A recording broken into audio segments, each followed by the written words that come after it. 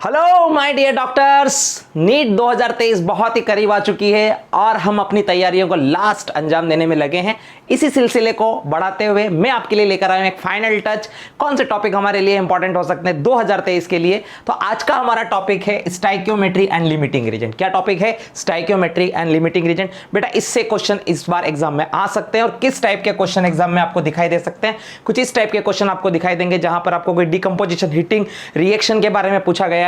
तो इस क्वेश्चन को आप जब रीड करेंगे तो यहां देखिए आपको रिएक्शन मिलेगा। आपको BaCO3 जब इसको हीट करते हैं बच्चों तो यह बन जाता है बेरियम ऑक्साइड और कार्बन डाइऑक्साइड। यहां पर BaCO3 का मास दिया गया है 9.85 ग्राम। इसका मोलर मास हमें कैलकुलेट करना चाहिए। इसका मोलर मास होता है 197 ग्राम। जब हम इसे कैलकुलेट करेंगे तो इसका मास हमारे पास है 9.85 ग्राम डिवाइडेड बाय ये हमारे पास है 197, इसका मोलर मास। इसे सॉल्व करेंगे तो आएगा 0.05 मोल और ये 0.05 मोल को हम कन्वर्ट करेंगे कार्बन डाइऑक्साइड के वॉल्यूम के रिस्पेक्ट में तो ये हो जाएगा वॉल्यूम डिवाइड बाय 22.4 और इस 22.4 को यहां मल्टीप्लाई करेंगे तो ये आंसर आएगा 1.12 लीटर। इस टाइप के क्वेश्चन हमें जरूर से देख लेना चाहिए बिफोर द एग्जाम। और क्या क्वेश्चन है देखो यहां पे दिया गया है हाइड्रोजन गैस और क्लोरीन गैस के वॉल्यूम दिए गए हैं। देखो इसका 1 लीटर अगर हमारे पास हो तो इसका 1 लीटर लगता है, इसका 1 मोल हो तो हमें इसका 1 मोल लगेगा। अगर इसके 22.4 लीटर हो तो इसके हमें 22.4 लीटर लगेंगे। लेकिन हमारे पास क्लोरीन का सिर्फ 11.2 लीटर है। इसका मतलब क्लोरीन हमारा यहां पर लिमिटिंग रिएजेंट है। तो हम जानते हैं कि लिमिटिंग रिएजेंट जो भी होता है वही पूरी तरह से कंज्यूम होता है और प्रोडक्ट भी हम उसी से निकालते हैं। तो 1 मोल के लिए 2 मोल मिलता है तो आधा मोल हमारे पास क्लोरीन है। आधा मोल कैसे? 11.2 लीटर जो होता है वो आधा मोल के बराबर है। तो आधे मोल के लिए हमारे पास 1 मोल HCl फॉर्म हो जाएगा रिएक्शन में। तो हमारा आंसर क्या आएगा? फर्स्ट आना चाहिए।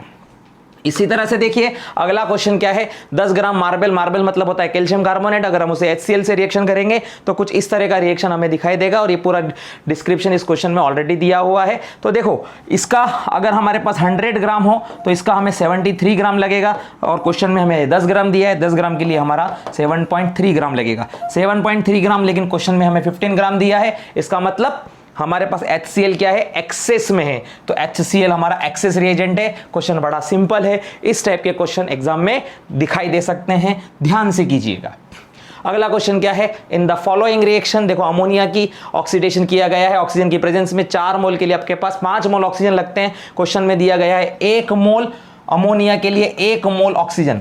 तो 1 मोल अमोनिया के लिए हमें लगेगा 1.25 मोल ऑक्सीजन। लेकिन हमारे पास सिर्फ 1 मोल ऑक्सीजन है, मतलब ऑक्सीजन हमारा लिमिटिंग रिएजेंट है। अगर ऑक्सीजन हमारा लिमिटिंग रिएजेंट है तो इससे प्रोडक्ट जो है नाइट्रिक ऑक्साइड कितना बन रहा है? 5 से 4 बन रहा है। तो ऑब्वियस है यहां पर हमारे पास 1 मोल ऑक्सीजन से बनेगी 0.8 मोल नाइट्रिक ऑक्साइड। तो मतलब आंसर हमारा फर्स्ट आ जाएगा।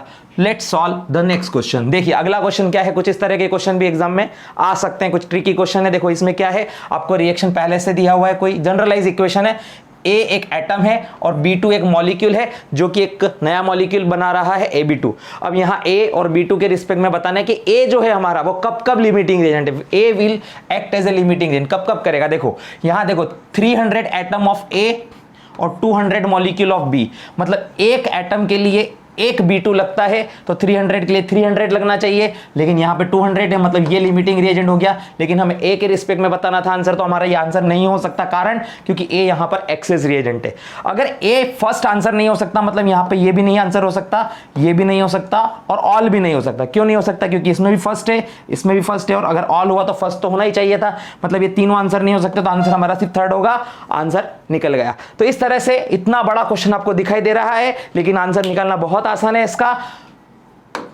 Thank you very much. इस टाइप के क्वेश्चन इस बार एग्जाम में आ सकते हैं, स्टाइकियोमेट्री क्वेश्चन और लिमिटिंग रिएजेंट।